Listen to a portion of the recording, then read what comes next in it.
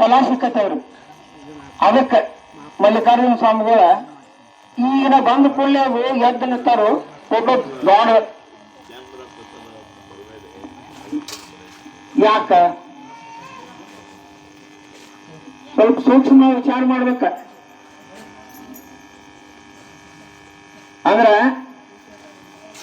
ಧರ್ಮ ಜಾಗ್ರ ಆಗೋ ಕಾಲಕ್ಕ ಯದಾ ಯದಾ ಈ ಧರ್ಮಸ್ಯ ಗ್ಲಾನಿರ್ಭವತಿ ಭಾರತ ಅಭ್ಯುತ್ಥಾನಂ ಅಧರ್ಮಸ್ಯ ತದಾತ್ಮಾನಂ ಸೃಜಾನ್ಯಹಂ ಪರಿತ್ರಾಣಾಯ ಸಾಧೂನಾಂ ವಿನಾಶಾಯ ದುಷ್ಕೃತ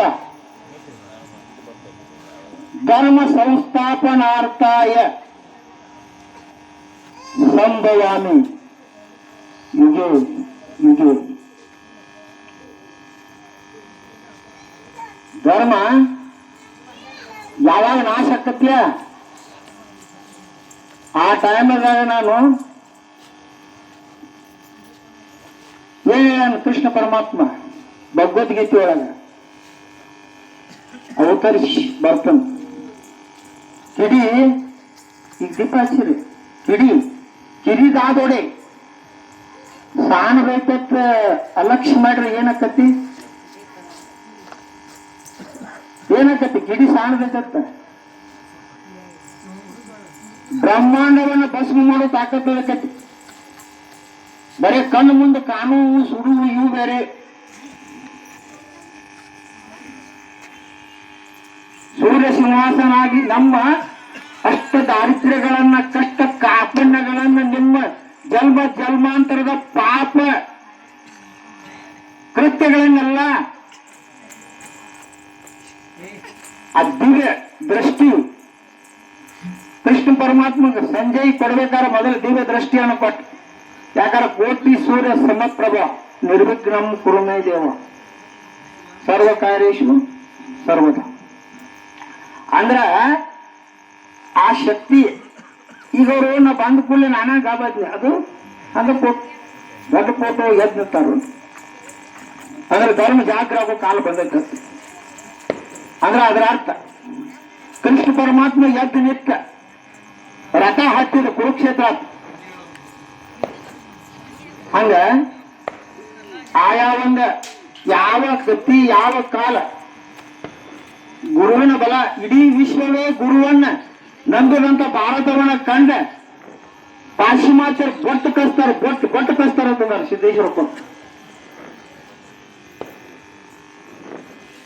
ಯಾಕ ಮಾತಂದ್ರು 200 ರಾಷ್ಟ್ರಗಳ ಏಕಕಾಲದೊಳಗ ನಮ್ಮ ಗುರು ಪರಂಪರೆಯನ್ನು ಒಪ್ಪಿಕೊಂಡ ಯೋಗ ದಿನಾಚರಣೆಯನ್ನ ಇಡೀ ಜಗತ್ತಿನೊಳಗ ಮೊದಲನೇ ಬಾರಿನ 182 ರಾಷ್ಟ್ರಗಳು ಒಪ್ಪಿದ್ರು.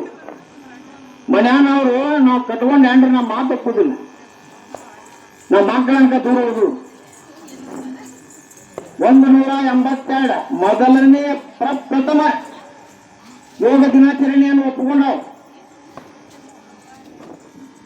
ಕಾರಣ ಏನು? That is truth. ಸತ್ಯವೇ ದೀಪ. ಪ್ರಭುದೇವರನ್ನ ಸತ್ಯ ಕೇಳೋದಕ್ಕೆ ಸೂರ್ಯಚಂದ್ರವೇ ಪುಷ್ಪ, ಆಕಾಶವೇ ಅಗ್ಗವಣಿ. ಆಕಾಶಿ ಅಗ್ಗವಣಿ ಅಂದ್ರೆ ಏನು? ನೀರ, ಪವಿತ್ರವಾದ ನೀರು. ಮೋಡ 12 ತಿಂಗಳದ ಪಂಚಾಂಗ ತೆಗೆದು ನೋಡ್ರಿ. ಪ್ರತಿ ದಿವಸ ಅಲ್ಲಿ ಮೋಡಿನ ಅಂಶ ಕಡಿಮೆ ಆತಂದ್ರೆ ಭೂಮಿ ಬ್ಲಾಸ್ಟ್ ಆಗತ್ತೆ. ಅಲ್ಲಂ ಪ್ರಭುದವ್ರಿಗೆ ಹಂಗ ಗೊತ್ತಿದ? ಆಕಾಶವೇ ಅಗ್ಗವಣಿ, ಬ್ರಹ್ಮಾಂಡವೇ ಗುಂಡಿಗೆ. ನೀವೇನ್ ತಾಮ್ರ ಚರಿಗಿಡದ್ರಲ್ಲ, ಈ ಭೂಮಂಡಲನ ನನ್ನ ಚರಿಗತ ಪ್ರಭುದೇವ್ರ. ಅವರು ಪೂಜೆ ಮಾಡ್ತಾರ. ಅವರು ತ್ರಿಕಾಲ ಜ್ಞಾನಿಗಳು. ಹಂಗ ಪೂಜೆ ಮಾಡೋ ಮುಂದೆ ಪ್ರಥಮವಾಗಿ ಏನ್ ಹೇಳ್ತಾರಂದ್ರ ಕ್ಷಮೆ ಎನ್ನ ಪೂಜೆ. ನನ್ನನ್ನು ಕ್ಷಮಿಸತ್ತು ಪ್ರಭುದೇವರು ಕೇಳಾಕತ್ತಾರ. ನಾವಿಟ್ಟು ಲಿಂಗ ಪೂಜೆ ಮಾಡಿದ್ವು, ಕೈಯಾಗಿ ಹಿಡ್ಕೊಂಡಿದ್ವು. ಒಂದು ದಿವಸರೇ ನನ್ನ ಕ್ಷಮಾ ಮಾಡೋದು ಕೇಳಿದ್ವನ? ಇಲ್ಲ, ನಮಗ್ ಬೇಕತ್ತು ಬೇಡಿದ್ವು. ನಾವೆಲ್ಲ ಬೇಕತ್ತ ದೇವರು ಗೊತ್ತು.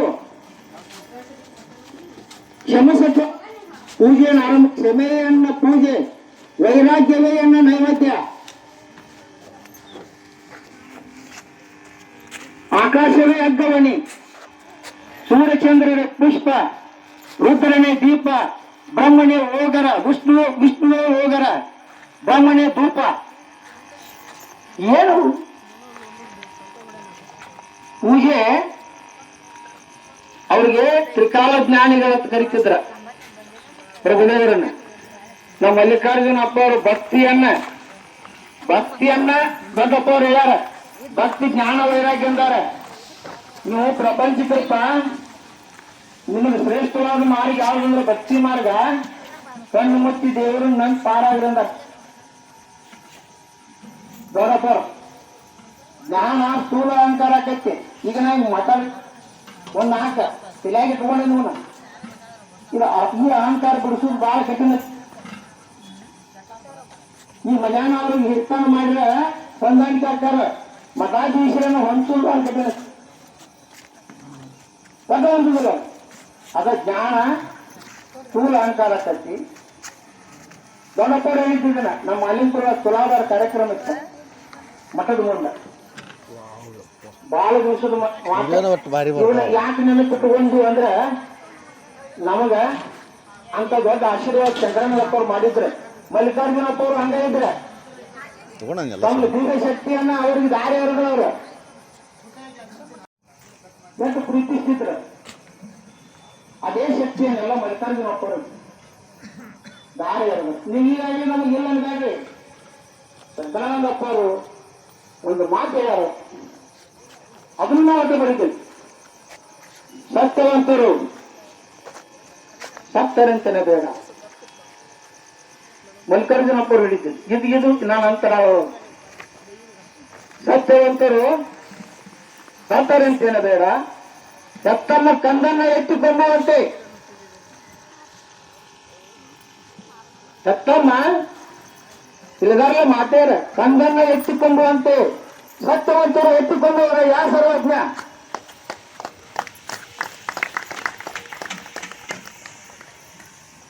ಮಹಾಮಾತೆ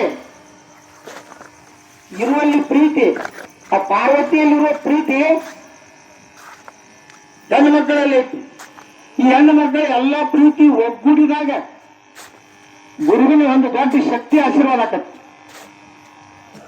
ಅಂತ ಒಂದು ನಮ್ಮ ಮಲ್ಲಿಕಾರ್ಜುನಪ್ಪ ಅವರು ಅಷ್ಟ ಪೂಜಿ, ಅಷ್ಟೇ ಶ್ರದ್ಧೆ, ಅಷ್ಟೇ ಅವರು ಇಲ್ಲಿನ ತಿರ್ಗಾಳಕ್ಕಿದ್ದಾಗ ಅಲ್ಲಿ ತುಂಗಾಶ್ರಮದಾಗ ಸಹಜ ಒಂದು ಮಾತು ಹೇಳಿದ್ದಕ್ಕ ಅದನ್ನ ಅವರು ಒತ್ತು ಕೊಟ್ಟು ಪ್ರವಚನದಾಗ ಹೇಳಿರೋ. ಸ್ವಾಮಿ ವಿವೇಕಾನಂದರು ಒಂದು ಉದಾಹರಣೆ ಕೊಟ್ಟಿದ್ದೆ. ವಿವೇಕಾನಂದರು ಚಿಕ್ಕಾಗಿ ಹೋದಾಗ ಅಮೆರಿಕಾದಾಗ ಅವ್ರಿಗಿತ್ತು ತ್ರಾಸ ಆಗೈತಿ. ಅಷ್ಟು ಸರಳ ಮಹಾತ್ಮರಿಗೆ ಅಷ್ಟು ಸರಳ ಇರಾಗಂಗಿಲ್ಲ. ಅವ್ರು ಸಿಡಲಿ ಗುಣದ ಸಕರ ಅಂದಿಲ್ಲ. ಅವನ ಸಕರ ಅವರಲ್ಲಿ ಎಲ್ಲವನ್ನೂ ನಿಗ್ರಹಿಸುವ ಸಾಮರ್ಥ್ಯ ಇರ್ತೈತಿ. ಅವರು ರೈಲ್ವೆದಾಗ ಕೂತ ಪ್ರಸಾದದ 3 ದಿವಸ ಉಪವಾಸ ಇರ್ತಾರ ಸ್ವಾಮಿ ವಿವೇಕಾನಂದರು ಟ್ರೈನ್. ಅವ್ರ ಗುರುಗಳು ರಾಮಕೃಷ್ಣ ಯಾರು ಪರಮಹಂಸರು. ಇಲ್ಲಿ ಗೊತ್ತಾಗಿ ಆ ರೈಲ್ವೆದಾಗ ಟ್ರೈನ್ಯಾಗ ಊಟ ಕೊಡ್ತಿರ್ತಾನಲ್ಲ ಅಡ್ಡಾಡಿ ಅವನು ಕನಸಿನಾಗ ಬಂದ ಇಂಥವ್ರು ಅದಾರು ಕೆಮ್ಮೆ ಹಾಕ್ಯಾರು ನಮ್ಮ ದೇಶ, ಅವ್ರು ಹೋಗಿ ಊಟ ಕೊಡಕ್ ಹೇಳಿರ್ತಾರ. ಸ್ವಾಮಿ ವಿವೇಕಾನಂದ್ರ ಮುಂದೆ ತಂದು ಬಡ ಪುಚ್ಚಾಕತ್ತಾನ ಊಟ. 3 ದಿವಸ ಉಪವಾಸ ಇರ್ತಾರ. ವಿವೇಕಾನಂದ್ರ ಕೇಳ್ತಾರ, ಇಲ್ಲ ನನಗೆ ನಿಮ್ ಗುರುಗಳ ಭೇಟಿಯಾಗಿ ದರ್ಶನ ಕನಸಿನಾಗ ನೀನು ಕೊಟ್ಟಾರೋ ನಿಮ್ಗೆ ಊಟ ಕೊಟ್ಟಬಾರ್ದು.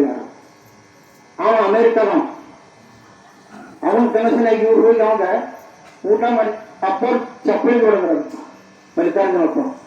ಮುಂದೆ ಅದ್ರ ಬಗ್ಗೆ ಹೇಳಿದ ಆ ಮುಖಂಡರವರು ಸುಳ್ಳಾಡಿರುವಾಗ ಅದಕ್ಕ ಅಂತ ಅವರಲ್ಲಿ ಸಾಮರ್ಥ್ಯತನ ದೊಡ್ಡಪ್ಪರು ಎಲ್ಲ ದಾರಿ ಅವರು. ನೀವು ಏನ್ ಮಾಡ್ರಿ ಅಂದ್ರೆ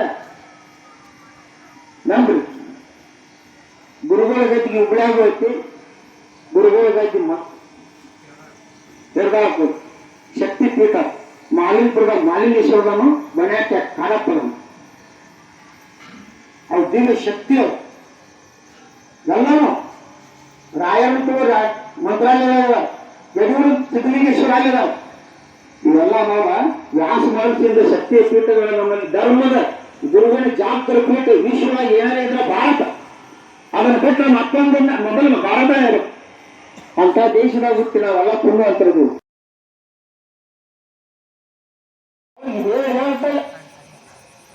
ಸಮಾಜ ನೀವು ಅವ್ರ ಅನುಷ್ಠಾನ ಮಾಡಿ ಗರುಗಳನ್ನ ಐವಳೆ ಒಳಗ ಆ ಎರಡು ಗರುಗಳಿಗೆ ಹೋಗಿ ಬಂದ ಮೊದಲನೇ ಗರು ಹೋಗಿ ಬಂದಾಗ ಭಾರಿ ಕಟ್ಟಿನ ಮನೆ ಐತ ಉಸಿರು ಕಟ್ಟಿಡ್ಕೊಂಡು ಒಳಗೆ ಹೋಗ್ಬೇಕಾದ್ರೆ ಎರಡನೇ ಆದ್ಮೇಲೆ ಅವರು ಗಿರ್ಸಾಗರ ವಿವೇಕಾನಂದ ಸ್ವಾಮಿಗಳು ಇದು ಮಾಡಿ ಎರಡನೇ ಗೋಲಿ ಮಾಡಿದ್ರು ಆ ಗೋಲಿ ಸ್ಥಳ ಹೋಗ್ಬೋದು ಮೊದಲನೇ ಗರು ಒಂದು ಐತೆ ಅದ್ರ ಒಳಗೆ ಹೋಗಿ ಬರ್ಬೇಕಾಗಿದೆ ಅಂತಲ್ಲಿ ಅವರು ಸಗಣ ನಮಗೆ ಹೇಳಿರೋರು ನಾವು ಅಲ್ಲೇ